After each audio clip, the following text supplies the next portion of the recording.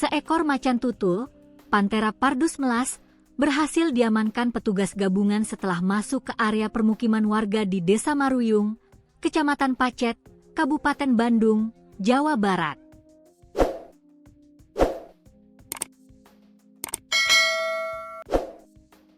Satwa dilindungi tersebut dievakuasi dalam kondisi selamat tanpa melukai warga sekitar.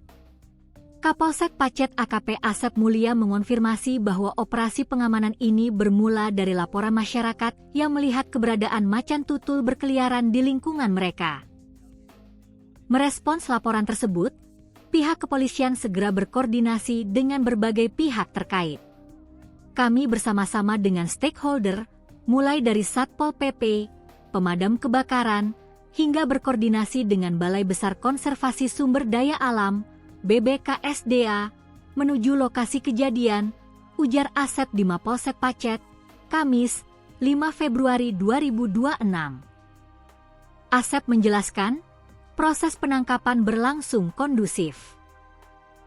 Setelah berhasil diamankan di lokasi, macan tutul tersebut segera dibawa ke markas Polsek Pacet sebagai langkah pengamanan awal sebelum diserah terimakan kepada pihak yang berwenang. Pihak kepolisian juga memberikan apresiasi tinggi kepada warga Desa Maruyung. Meski sempat terjadi kepanikan, warga dinilai memiliki kesadaran hukum yang tinggi dengan tidak melakukan tindakan anarkistis terhadap hewan buas tersebut. Saya apresiasi masyarakat Maruyung yang telah mengamankan dan tidak melukai atau membunuh hewan yang dilindungi ini. Setelah kami amankan di sini, pihak BKSDA datang untuk menangani proses lebih lanjutnya. Terkait adanya isu korban luka akibat kemunculan satwa tersebut, AKP Asep Mulia menegaskan bahwa hingga saat ini belum ada laporan resmi mengenai warga yang diserang oleh macan tersebut.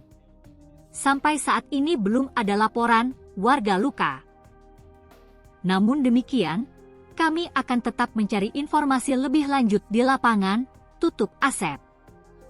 Saat ini, macan tutul tersebut telah berada dalam penanganan BBKSDA untuk menjalani pemeriksaan kesehatan secara menyeluruh.